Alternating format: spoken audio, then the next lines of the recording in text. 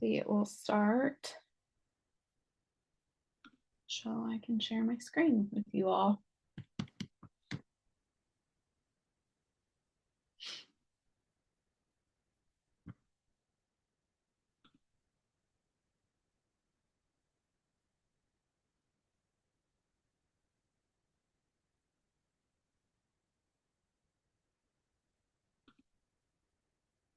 Okay.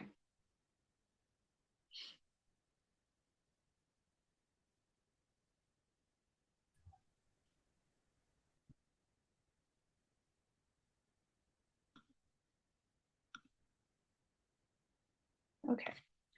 Alrighty, I'm going to start my screen share here.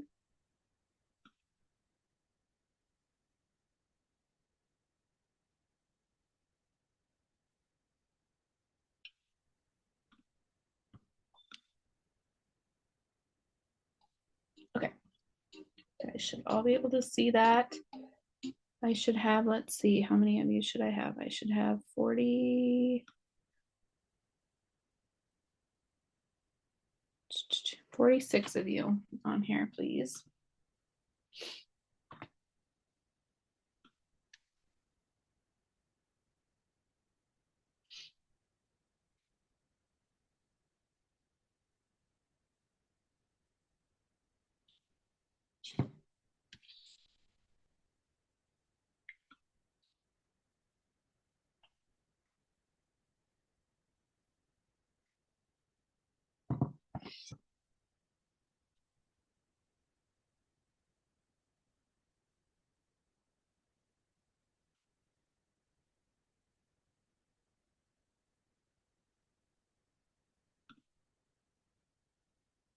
Okay, and make sure you guys have to stay on camera for your attendance, okay? So if you have to run to the bathroom or something, that's fine, but make sure you're staying in the camera view. Okay, I have 29 of you. I should have about 15 more or so.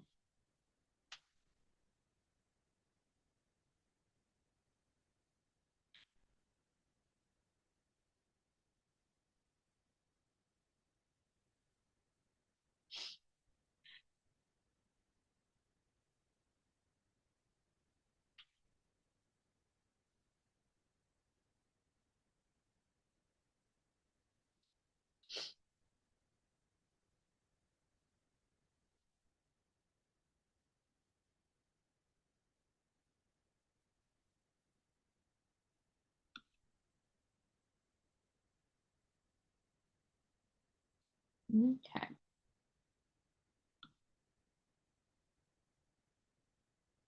We'll get started. If you guys haven't been able to join, you should still be able to join with the code here in just a second. We're week 7, remember?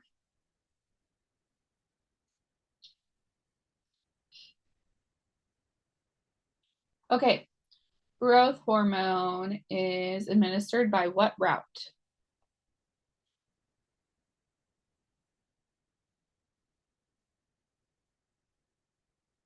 How is growth hormone administered?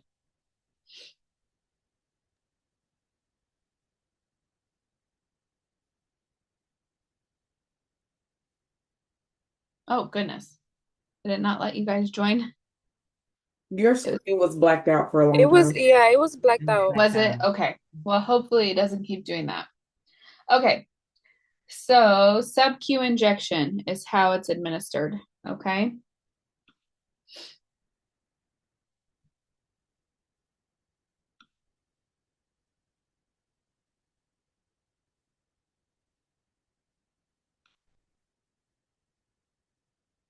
Okay.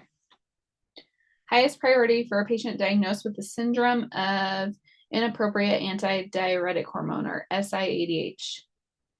Decreased deep tendon reflex, increased temp, EKG changes, and intake and output. What's going to be your priority?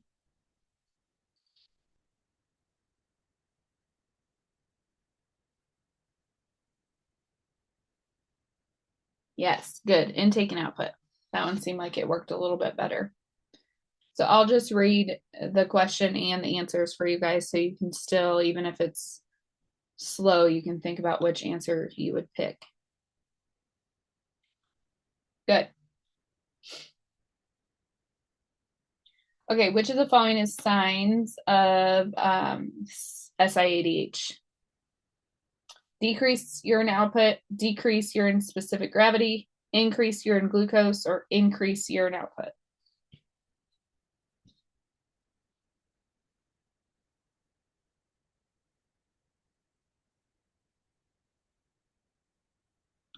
The glucose? It is decreased urinary output because they're holding on. So it's, think of the name. Look at what the name is. Syndrome of inappropriate antidiuretic hormone. Okay. So you're going to hold on to your fluid. Okay. So you're going to hold on to your urine. So you're going to have decreased urinary output.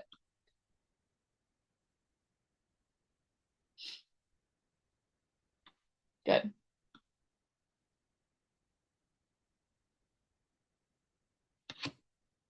What is important to cover when teaching the family about PTU? Use for hypothyroidism, leukopenia, so risk for fever and sore throat, increased blood sugars, or take at bedtime.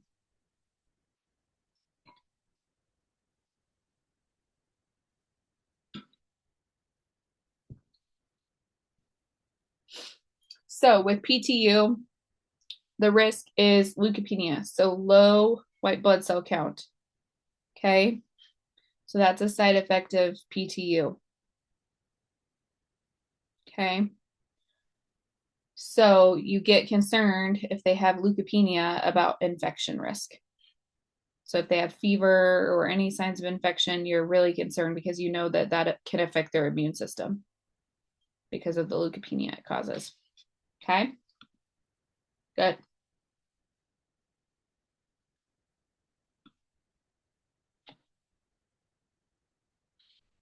Okay, multiple select. An initial sign of diabetes insipidus is polyphagia, polydipsia, polyuria, hyperglycemia.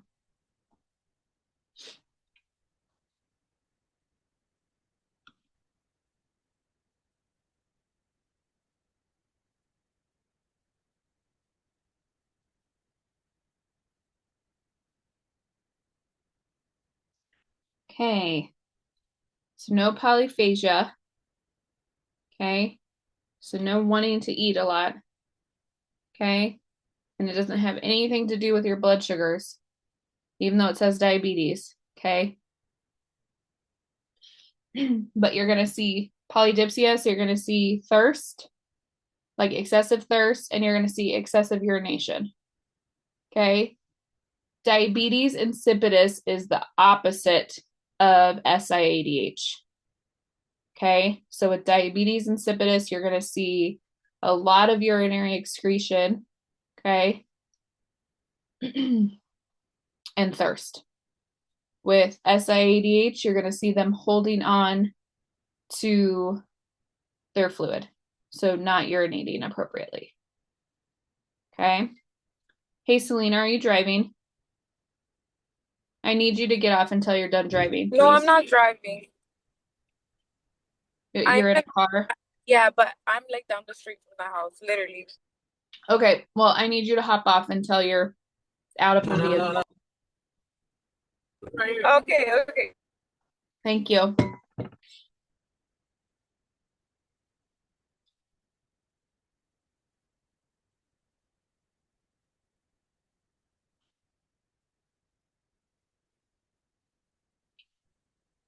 Okay.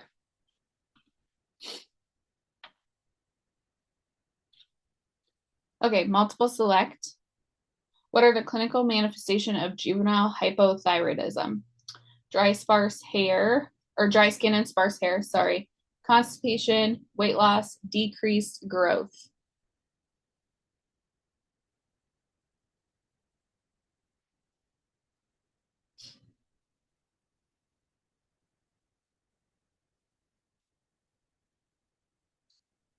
Yes, dry skin and sparse hair, constipation, and then decreased growth. So with hypothyroidism, would you see weight loss or weight gain? Most likely. Weight gain. Okay. Think about with your adults too, like what you learn in med surg for endo stuff. Weight gain is usually a pretty common complaint of hypothyroidism. Okay, good. And poor growth would mean like poor height, like they're not growing much in height. Good. Child had a simple febrile seizure. What education would you provide to the parents? Proper usage of anti-epileptic medications, education regarding epilepsy, safety precautions to take if another febrile seizure occurs, or long-term deficits associated with febrile seizures.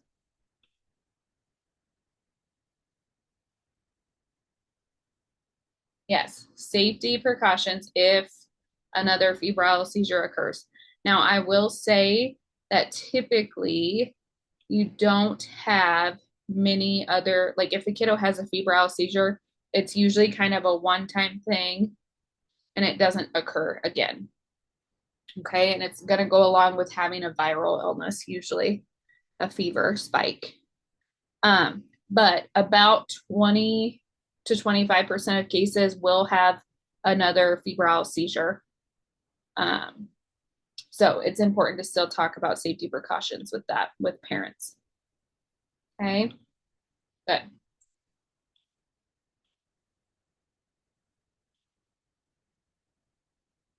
Okay, what type of seizure is when the body is jerking, foaming at the mouth, and the child is rendered unconscious? Absence seizure, atonic seizure, tonic-clonic seizure, psychoseizure.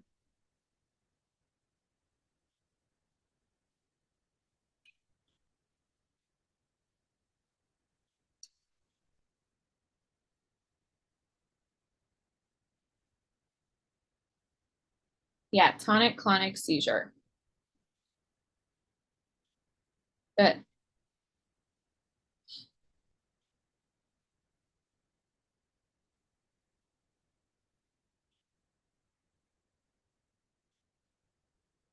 Okay.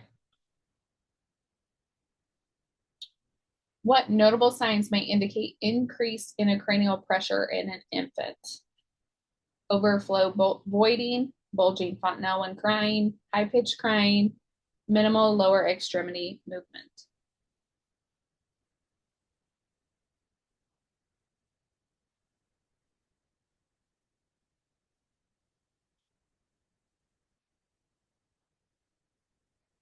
Okay, gotcha. That was a tricky one, right?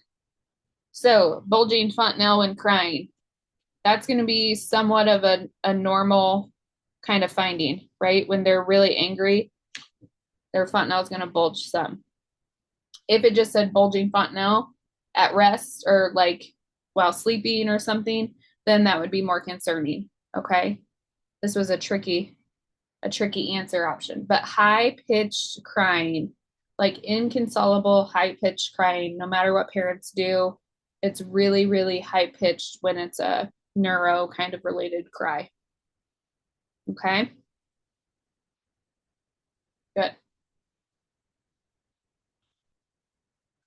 So in infants, if parents tell you that their child's been inconsolable and they have a really high pitch, it almost kind of sounds like a cat, like a squealing kind of cat sound, a neuro high pitch cry. Okay. And you would get concerned about increased intracranial pressure. Good. All of the following increase intracranial pressure except what? Fluid overload, coughing, tachycardia, suctioning.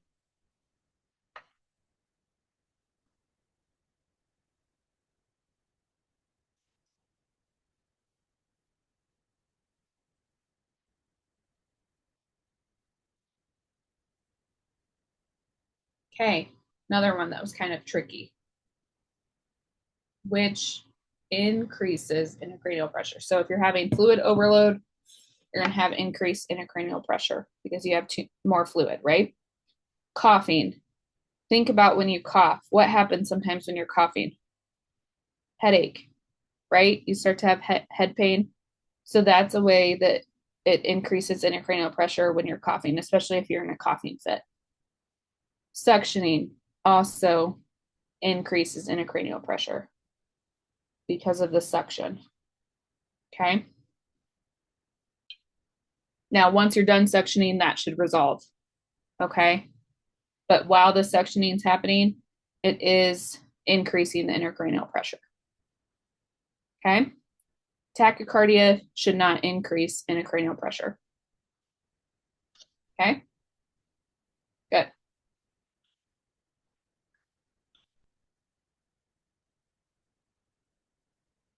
Okay, what findings can alert you to a head injury getting worse? Decreased restlessness, change in orientation, headache is improving, easy to arouse.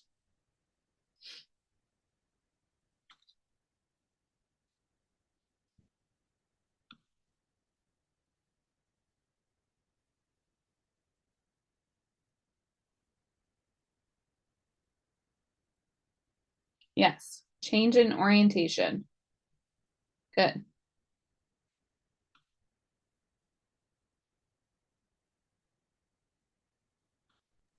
It can also be like decreased restlessness, or is it more of like it's responsiveness, I guess? Yeah, responsiveness. Yep. Yep. What does it mean when you see fixed and dilated pupils after a head injury? The brain is compensating for the swelling. If the pupils remain fixed for greater than 5 minutes, it means brainstem damage. This is a neurological emergency. Sorry, it was showing me the answers kind of slow on that one. So, to clarify, Nicole, your question last time.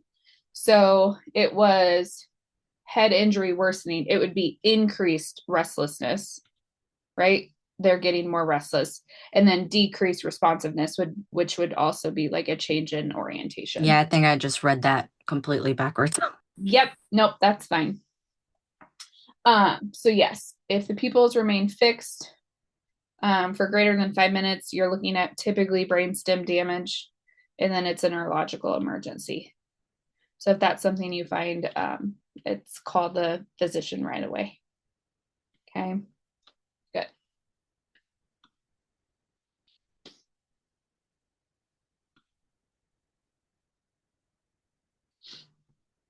Okay, what medication may be used for a child with cerebral edema due to a fall? Furosemide, phenobarbital, mannitol, or phenytoin?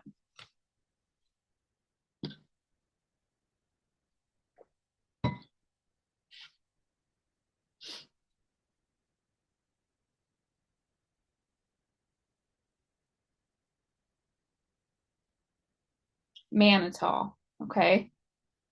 Cerebral edema, mannitol is your go-to for helping with that swelling, the increased intracranial pressure, okay?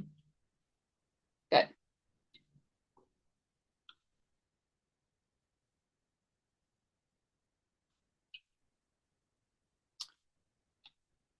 Okay, febrile seizures usually occur in patients younger than 3 months of age, patients between the ages of 6 months and 6 years, teenagers between the ages of 13 and 18, or adults older than age 25.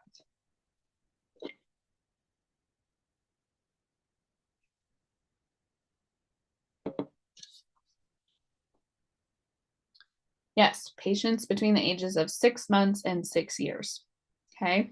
The other thing that's really important to educate parents on, if their kiddos had a febrile seizure in the past, like I said, 20 to 25% chance that they could have another with another viral illness, usually, or anytime they would spike a fever. So it would be beneficial to talk with them about treating those fevers for those kids, even if the kiddo's acting okay. Okay. So making sure they're doing some Tylenol or some Motrin. Remember what age we can do Motrin again? What's the age on Motrin? After 6 months. Over 6 months. Yep. Good.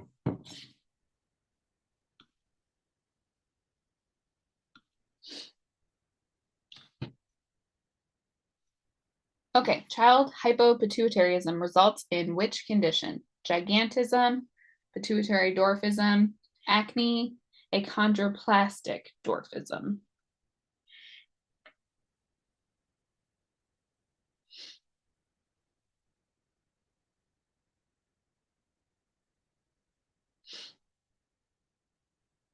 Yes, pituitary dwarfism is tied with hypopituitarism. So if you have low pituitary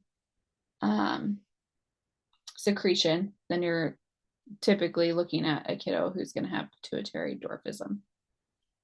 Okay, good.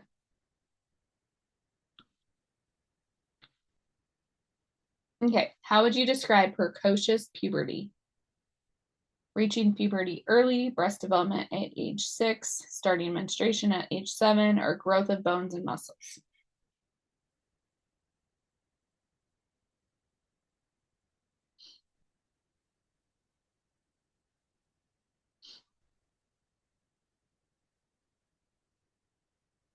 Yes, reaching puberty early.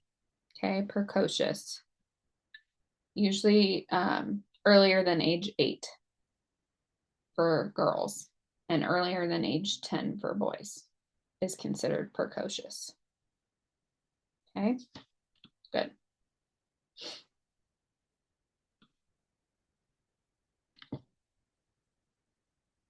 Okay, multiple select. What lab values are important to monitor in a child with congenital hypothyroidism? Thyroxine, which is T4, growth hormones, TSH, cortisol.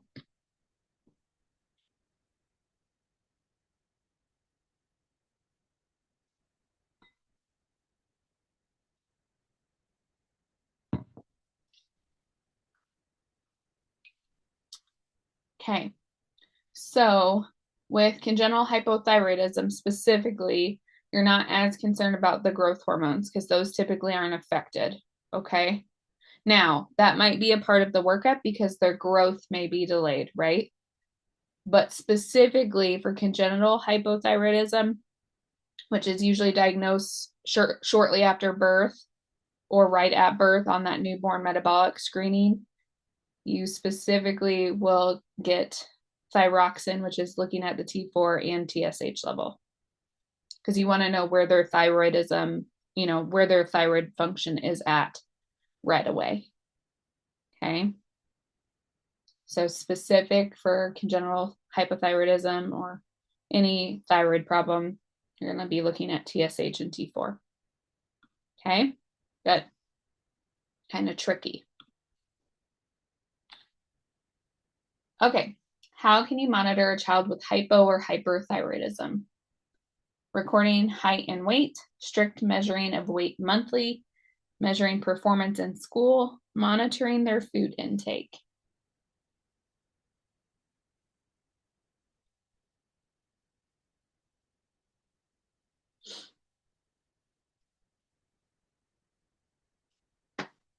Yes, looking at their height and weight, making sure they're growing appropriately. Okay, if they have big jumps in weight gain or weight loss, or they're not growing in height, any of those combination of things could be suggestive of an issue with their thyroid. Okay. So if you have a kiddo who's failure to thrive, or if you have a kiddo who's, gained a significant amount of weight in a year over the average, then those would be labs you would want to be checking as thyroid labs. Okay. Good. What acid-base alteration would you see in a diabetic child with Kussmaul's respirations? Respiratory acidosis, metabolic acidosis, respiratory alkalosis, metabolic alkalosis.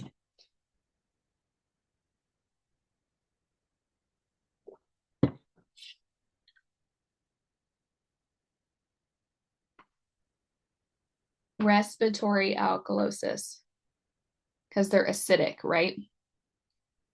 And they're breathing those Kussmaul respirations is causing them to be alkaline. Okay, good.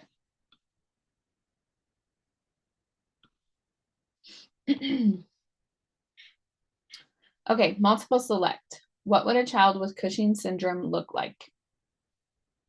Moon face, red ruddy cheeks, more than usual hair growth, fat in the trunk and the face.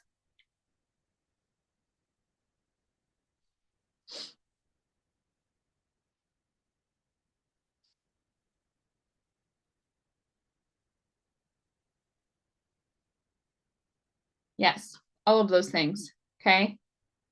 So moon face, they kind of have more pudgy faces. Okay. Red ruddy cheeks. So they have kind of the pudgy moon face and then the redness to their cheeks. Okay. They're going to have increased hair growth. And then typically these kids also have fat around their truncal area. And then once again, moon face goes along with that. Okay.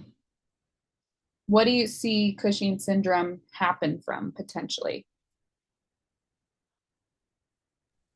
High cortisol levels.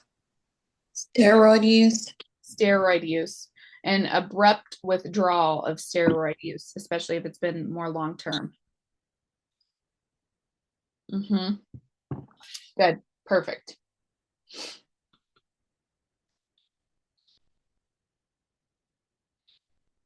Which drugs are used for nocturnal enuresis? Desmopressin and vasopressin, terrasin and prazosin, Diamox and Vigamox, furosemide, and ACTZ.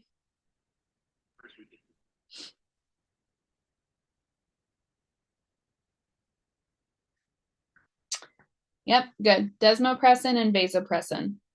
That is going to be what's used for those kids who have long-term nocturnal enuresis. Okay. Usually what's recommended first across the board is doing like a bedwetting alarm, which is essentially like a little pad that's placed in the underwear of the child and connected to an alarm. And as they start to urinate, the alarm will go off. And the idea is to train them to wake up to that sensation.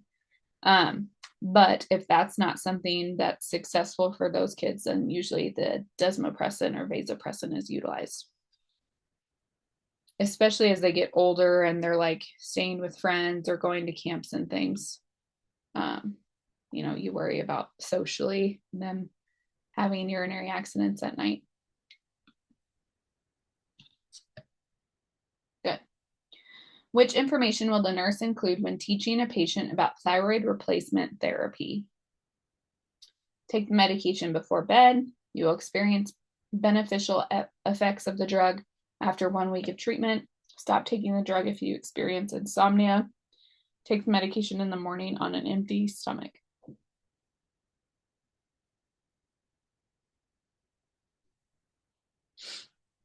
Yes, take it in the morning on an empty stomach before you've eaten anything, and you have to wait 30 minutes before you eat anything for it to work effectively. Good. Sometimes if you have kids that are on thyroid replacement and their TSH and their labs are always wonky, that's one of the first things you should double check is that they're taking it and not eating for at least 30 minutes.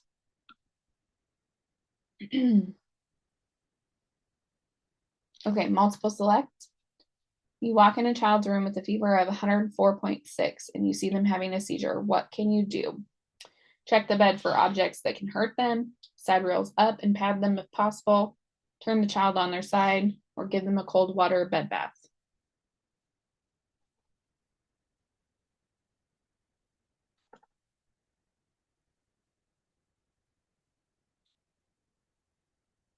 Yeah, no cold water bed bath, please.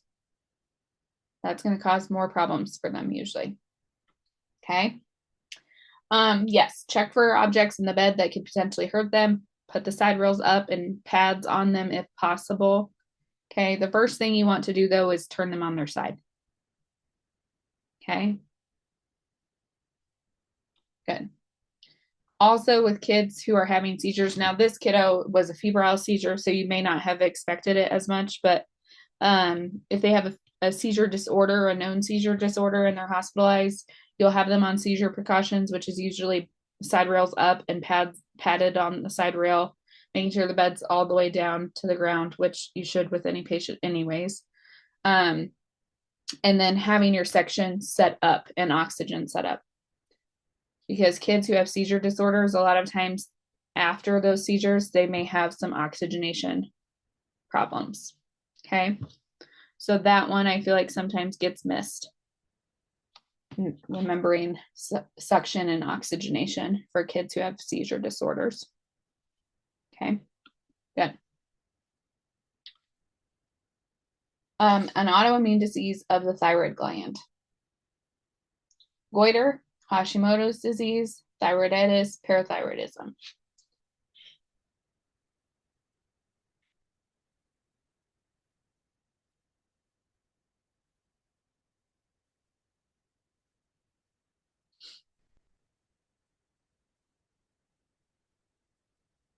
Hashimoto's, okay? Hashimoto's disease is your autoimmune thyroid disease, okay? Good.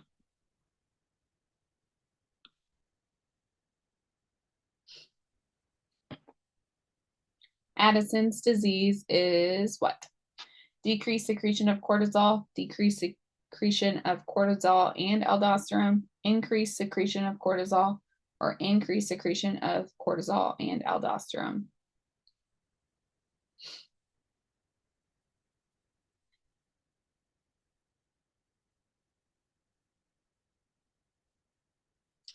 Decreased secretion of cortisol and aldosterone with Addison's. Okay. Decreased of both of those. Good.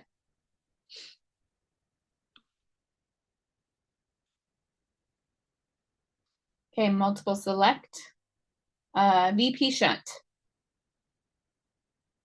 Used with hydrocephalus. Do not, I should say, bump the shunt. Used for epidural hemorrhage. Measure head circumference every shift.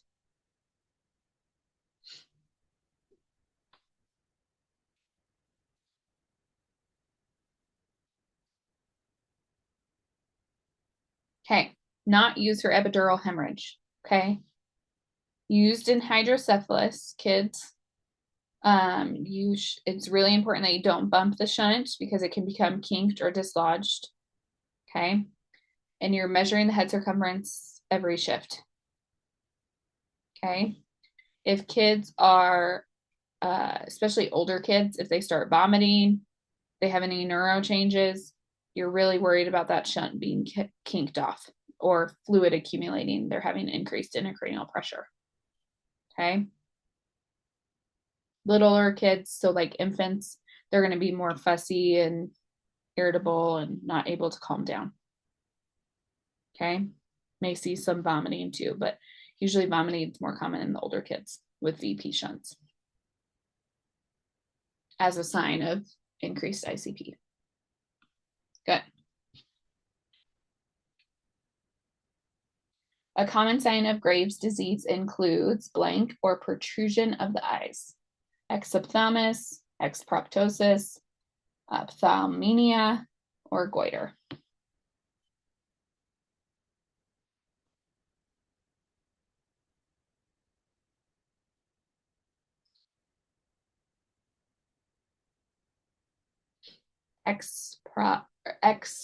Not exproptosis, exophthalmosis. Good. So that protrusion of their eyes is pretty classic with Graves' disease. And you will see that in kiddos also. Multiple select. What are signs of hyperparathyroidism? Nausea, vomiting, paresthesias in the extremities, confusion, hypocalcemia.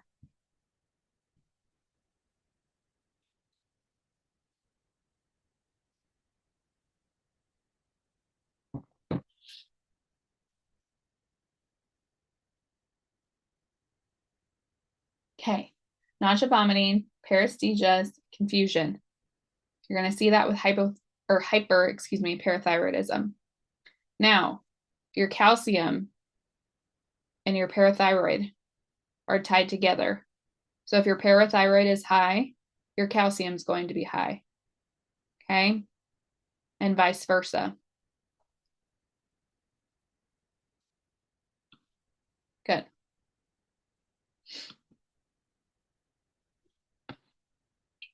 What does parathyroid hormone do? Regulate the calcium levels in the blood, regulates urinary output, growth hormone, sex assignment.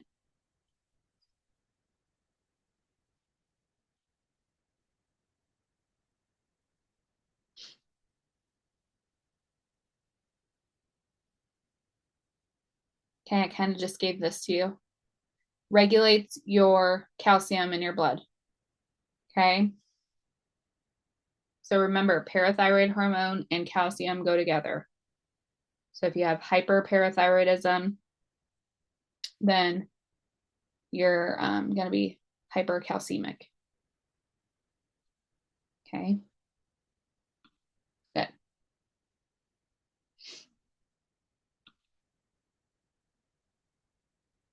Okay, another multi-select. Hypoparathyroidism has the symptoms of tetanic, muscle contraction, and blank. Muscle weakness, elevated vitamin D levels, tetany, low calcium.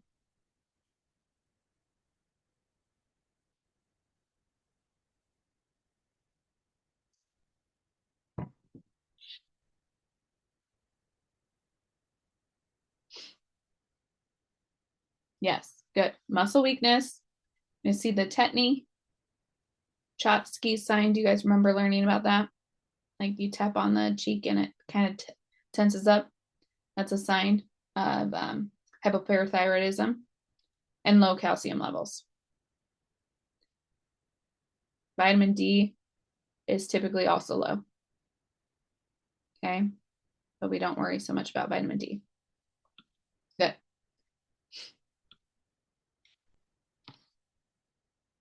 Which of the following might be a cause of adrenal crisis or Addisonian's crisis? Fluid overload, abrupt withdrawal from steroids, hyperglycemia, extreme hypertension.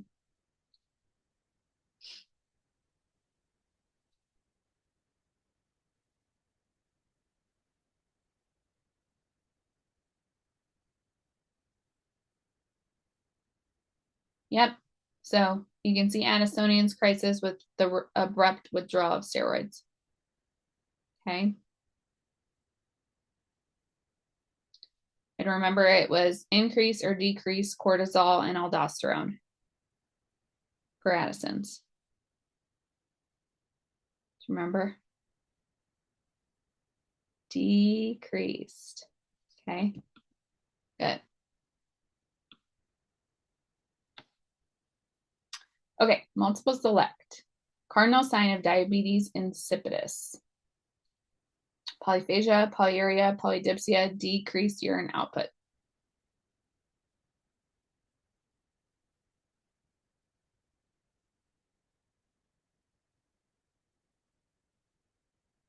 I feel like this is a repeat question, so y'all should get it right. Yes, polyuria and polydipsia. No polyphagia, no decreased urine output. Increased urinary output. Okay? They're peeing all the time. Good. And polyphagia is something you see with your diabetics, right? Diabetes insipidus doesn't mean diabetes. Just the term for it. Okay, multiple select.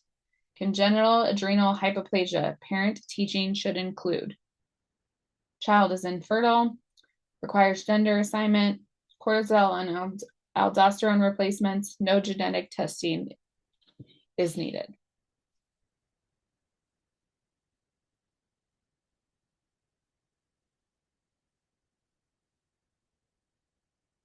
Yes, so child will be infertile, okay? This is when we have both parts, okay? They require gender assignment, okay? And cortisol and aldosterone replacements will be needed, okay? They don't need genetic testing per se, that's something that could potentially be done, but usually it's just kind of something that happens, not caused from a genetic marker. Okay. What causes type 1 diabetes? Destruction of beta cells by an autoimmune process, too much candy, progressive disorder with combination of insulin resistance, impaired fasting glucose, or impaired glucose tolerance.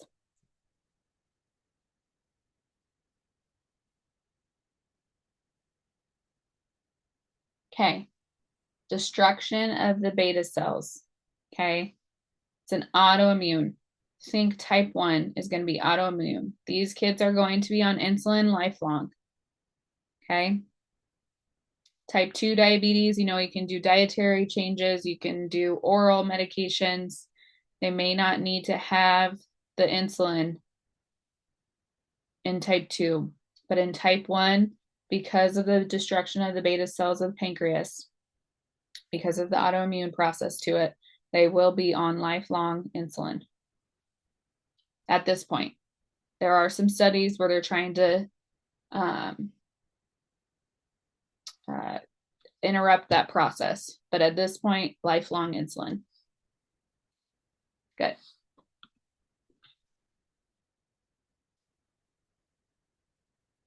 Okay, which statement about pheochromocytoma, oh my goodness, is correct? It's usually malignant. It's a catecholamine producing tumor. It's found in the adrenal medulla. It's normally manifested by hypotension.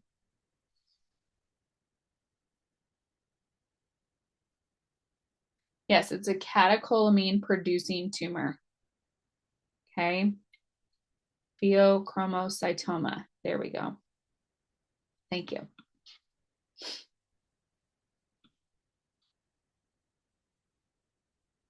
Okay, multiple select. Which action should the nurse implement in the care of a patient with pheochromocytoma? Monitoring glucosuria, monitoring for elevated heart rate, monitoring hypertension, monitoring for sudden weight gain. Think about it. It's a catecholamine producing tumor.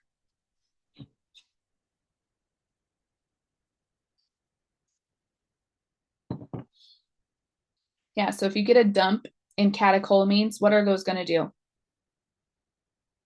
They're going to cause tachycardia, right? They're going to jack your heart rate up and they're going to jack your blood pressure up. Good.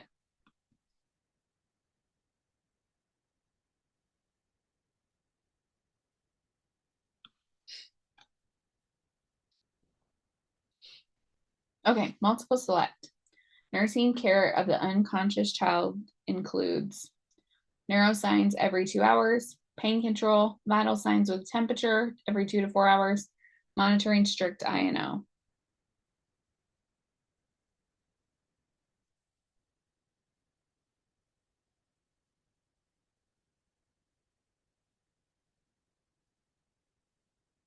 Okay, neuroscience every 2 hours, vital signs with a temp. Okay. You want to make sure that they're thermoregulating still and monitoring strict INO. Good.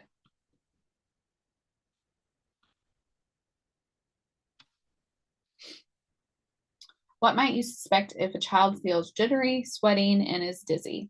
The child is having a seizure, the child is in pain, hypoglycemia, or the child has a fever.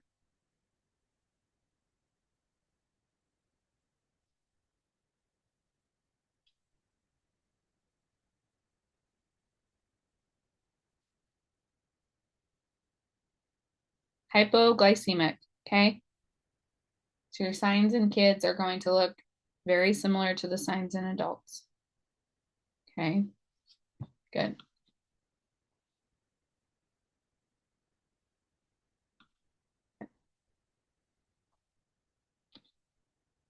Okay, symptoms of DKA are what? Fruity breath, excessive hyperglycemia, ketonuria, or all of the above.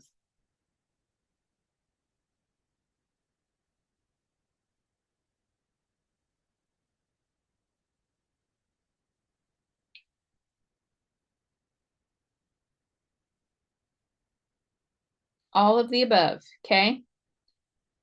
You're going to have excessively high blood pressure, or excuse me, glucose in the blood, okay? You're going to have ketones in the urine, and you're going to have fruity breath. What else could you see with DKA? What does DKA do to their mental status usually?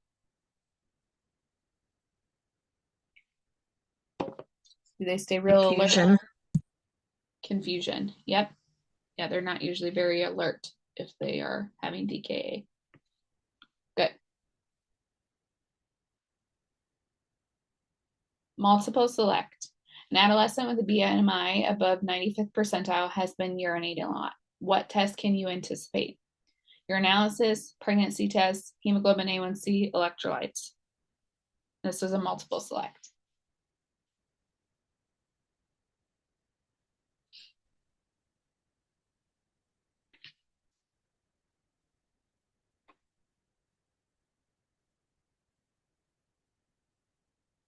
Yeah, UA and hemoglobin A1C.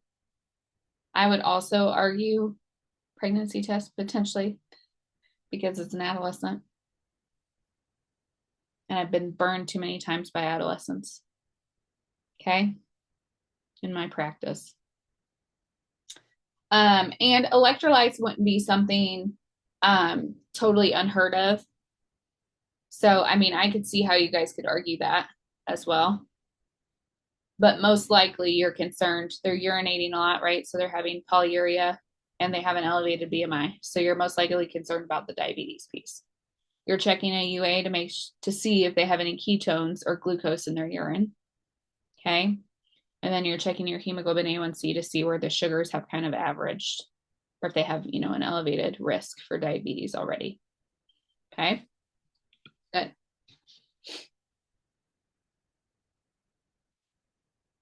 Okay. DKA is caused by what? Lack of insulin leading to the use of other fuels for energy, overload of insulin leading to the release of ketones. Ketones are poisonous chemicals which build up, are most common in type 1 diabetes.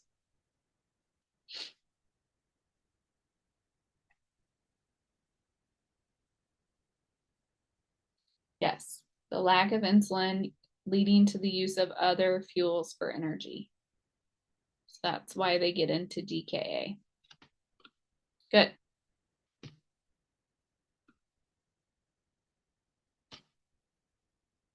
Okay, multiple select.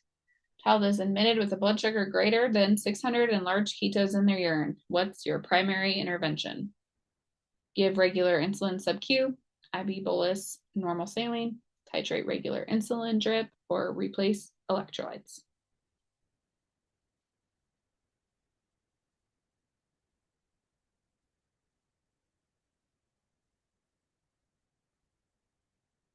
Yeah, good. So they're going to get a bolus of fluids, normal saline, okay? And then you're going to start them on an insulin drip because their blood sugar is over 600 and they have large ketones in their urine. Once you get their sugar and their ketones under control, then they'll probably wind up on regular sub-Q insulin injections. But till then, they need a drip and some fluids.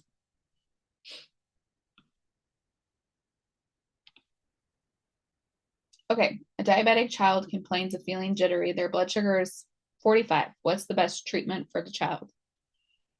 Novolog insulin, drinking a cup of orange juice, have the child rest, decrease the next dose of insulin.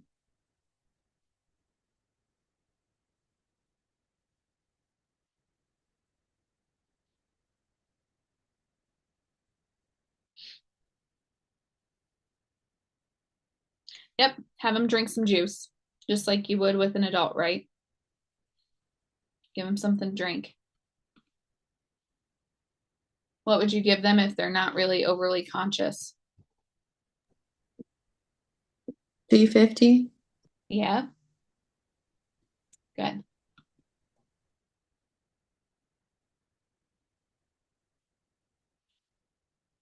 Okay, your patient has experienced a head injury. What would be most concern?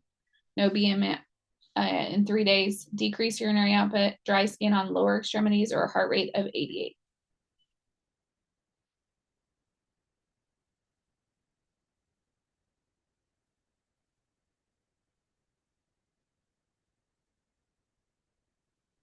Yeah, good. Decreased urinary output because you're worried about increased intracranial pressure, right? You're worried about them holding on to that fluid. Good.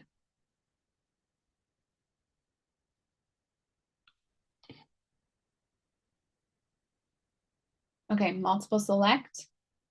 How do you detect DKA?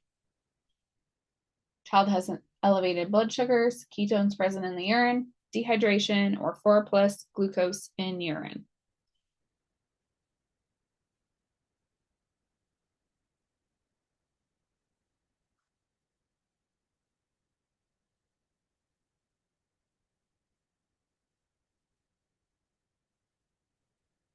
Yeah, good. So elevated blood sugars, ketones in the urine, 4+ glucose on the urine, those are all suggestive of DKA. Dehydration is not always going to be a sign of DKA. Okay. Good.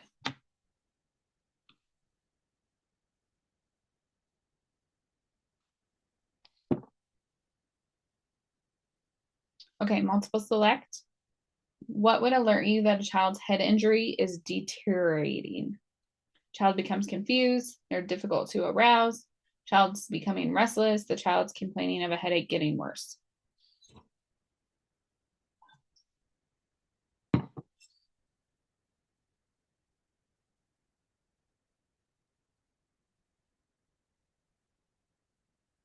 Yep, all those signs, right? Confusion, increased restlessness. Okay, so they're getting more fidgety or irritable, harder time waking them up, and a worsening headache. Those are all signs of what? Increased intracranial pressure, which with having had a head injury already, that is not something that they should be experiencing. Okay, we'll do one more question and then you guys will be able to hop off of here. Okay. What is the primary cause of injury associated with submersion? Pneumonia, hyperthermia, increased intracranial pressure, or hypoxia?